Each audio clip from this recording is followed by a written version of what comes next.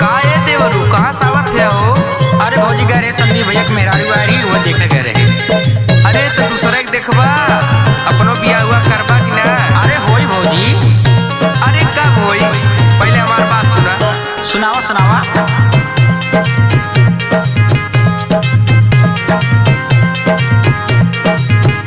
कबले झकबा तू दूसरे के दुआरिया देवरू, कबले झकबा तू दूसरे के दुआरिया देवरू। अब की लगन में ले आवा में हरिया देवरू, अब की लगन में ले आवा में हरिया देवरू।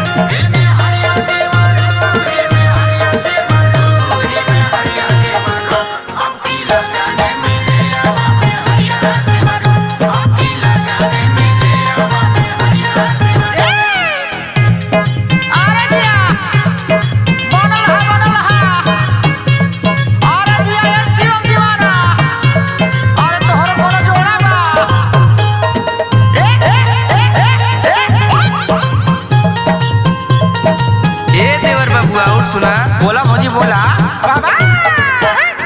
जाना तानी देवरू तोहर कुल करना मावा,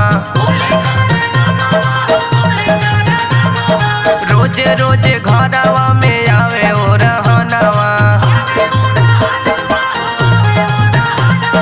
जाना तानी देवरू तोहर कुल करना मावा, रोजे रोजे घरवा में आवे ओ रहनवा। ऐसे बीती नाही तोहरी उमिरिया देवरू, ऐसे बीती नाही तोहरी उमिरिया देवरू। अब की लगन में ले आवा में हरिया देवरू, अब की लगन में ले आवा में हरिया देवरू।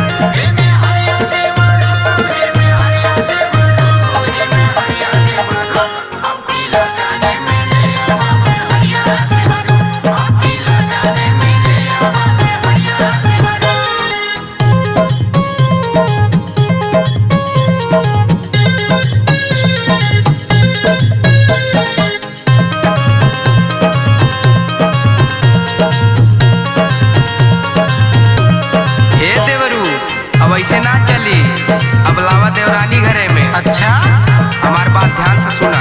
सुनावा सुनते आई।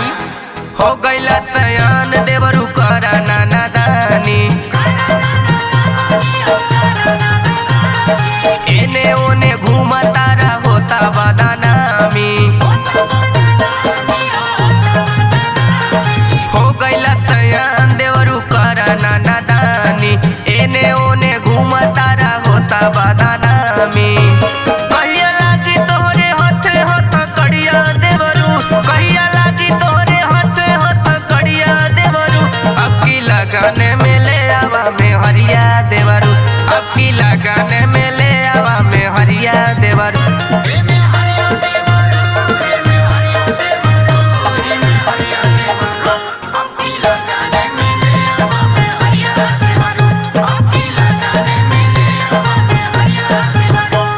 अच्छा तो ठीक बा भौजी, तो आर दुआ रही ना तो जल्दी बियाह हो जाए अब की बार। ठीक बा।